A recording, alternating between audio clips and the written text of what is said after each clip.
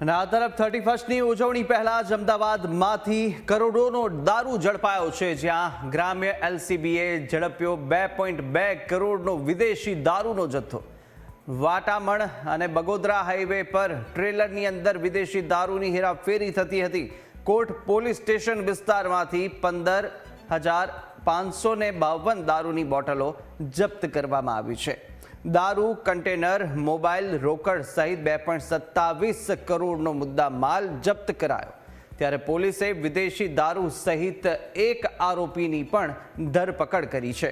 રાજસ્થાનના બાડમેરના બુલારામ જાટને પોલીસે ઝડપી પાડ્યો છે। સપ્લાય અને રિસીવિંગની અંદર સંકળાયેલા અન્ય 2 વોન્ટેડ જાહેર કરાયા। અનિલ પાંડ્યા અને એક અજાણ્યો વ્યક્તિ પણ વોન્ટેડ જાહેર કરાયો છે।